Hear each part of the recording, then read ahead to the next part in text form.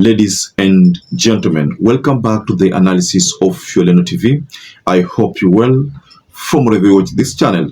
One of the biggest mistakes that the Jubilee government did, and one that UDA government has also committed, is the fact that they overborrowed.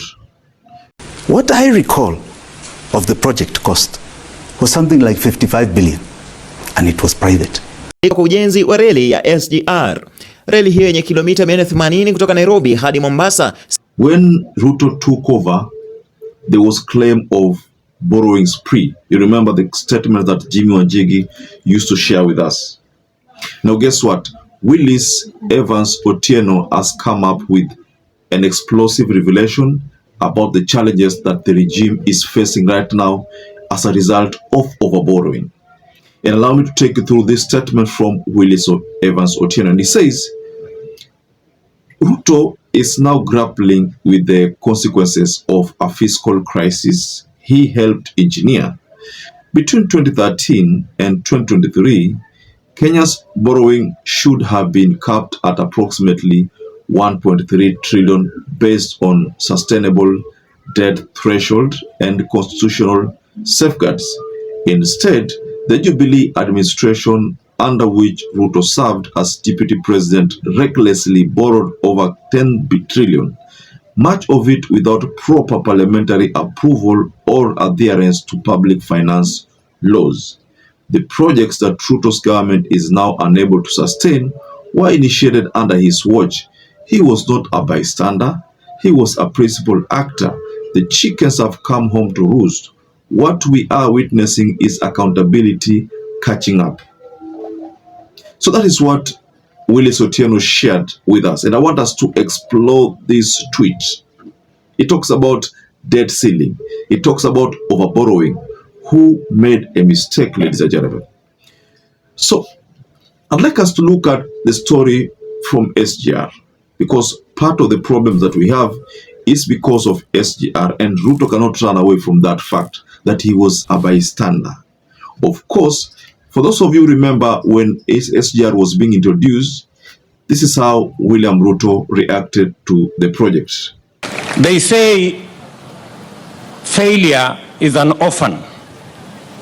Success has many fathers. There are many who dreamed about this facility. There are others who thought about it. There are many who planned about it. But it is the Jubilee government under your administration that has made this a reality. Now, the SGR loan has been one of the loans that has been bedeviling Kenyans. It's actually the reason why there was this kind of debt ceiling ambayo ilivuka. The debt ceiling ilivuka as a result of a project like SGR, which the World Bank back then pronounced as a project that cannot be sustained. In fact, according to the World Bank back then, it was estimated that the only way for SGR to repay itself is if at all the containers use SGR. And in fact, the transport, the road transport is totally killed. That's why you find that the government, first of all, attempted to implement World Bank's idea of making sure that all the containers go through the SGR. That was the only way to pay that loan. Because Kenyans cried foul over that fact that all containers are to use SGR, then the transport companies were going to suffer. So because again that was going to work towards their political disadvantage, they ended up allowing this road transport to continue. That's the main reason why repaying SGR debt to China has been a challenge. Now, let's get back to what Evans, or rather Willis Evans Otieno, is telling us. You know, Willis is with Jimmy Wanjigi in a party. Now, one of the agenda of Jimmy Wanjigi has always been this issue of debt and the debt ceiling. But the fact that William Ruto's government has never heeded, never paid attention to them, That is the main reason why Willis Evans Otieno keeps on coming up with this, or reminding these people about the debt ceiling. Of audit, and yes, they published the report, the findings of that forensic audit.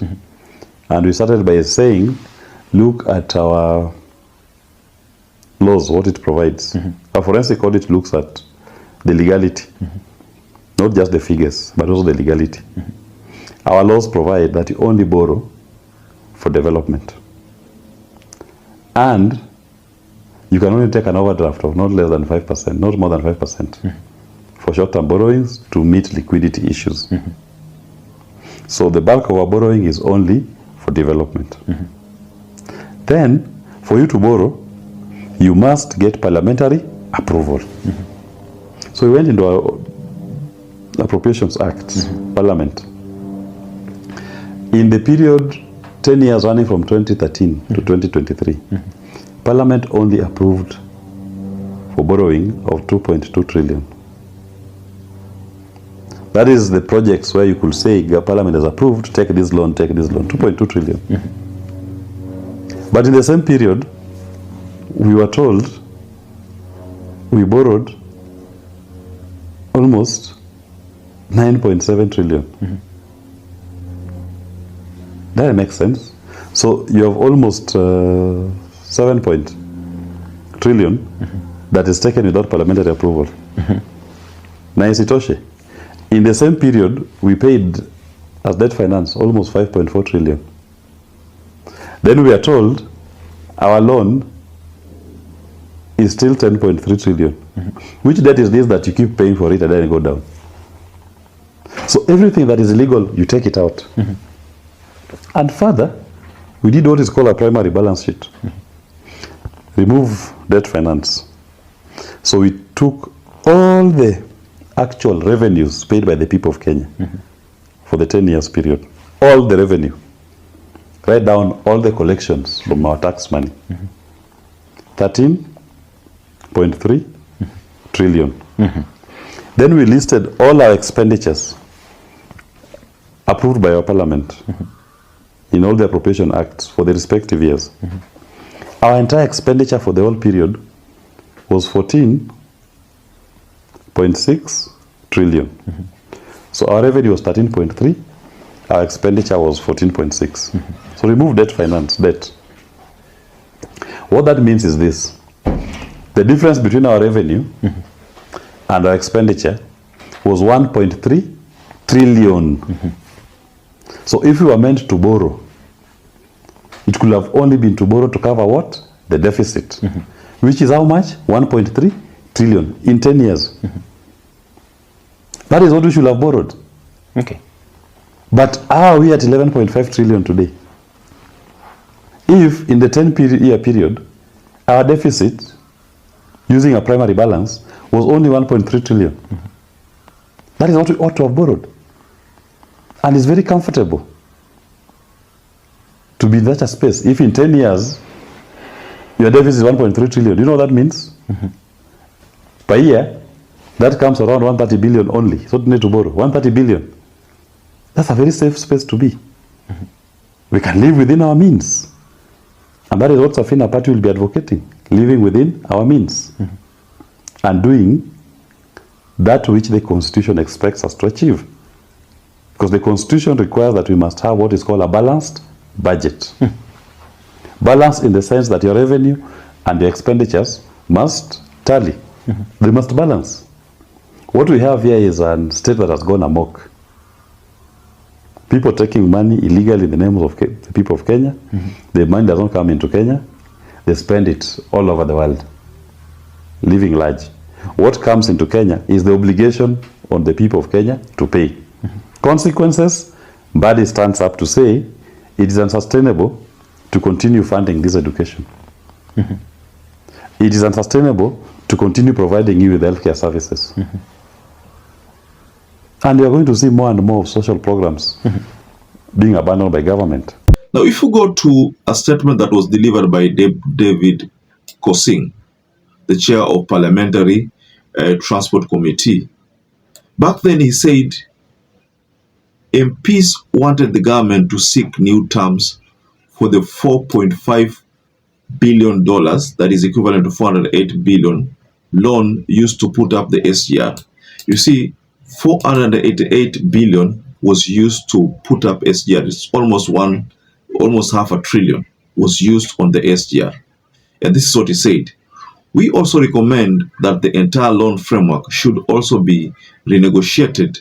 The original loan framework now with COVID-19, and of course Kenya and the world will never be the same again with its effect of COVID-19. The loan should be renegotiated downwards or agreed on, even extending the time upon which you should have paid the loan. So I think Kosing was trying to use the example of coronavirus as to be part of the reason why the loan could not be sustained, and that there was need for the Chinese part to extend this loan period. So, ladies and gentlemen, based on what Willie Sutiana said, do you think the biggest problem or the biggest mistake was SGR? Because Ruto cannot run away from the SGR blame game, because he was part and parcel of SGR when it was being incepted. The idea was being incepted. Of course, we are still alive to the fact that this SGR project was a coalition government, the grand coalition government project. But what happened is that soon after Ruto and Uhuru took over, they changed some of the terms of the SGR project. That's why you find that to date Jimmy Wanjigi na hii serikali na ile serikali ilikuwa hawaelewani huwa, because ni kama kuna kitu moja mtu alirushwa. Maybe when the government took over, when Ruto and Uhuru took over, Wanjigi alitemwa nje. So I think that's the main reason why Jimmy Wanjigi has been up in arms with these two governments, you know. So, ladies and gentlemen, just go below the comment section and tell us what you think about the statement from Willie Sutiana.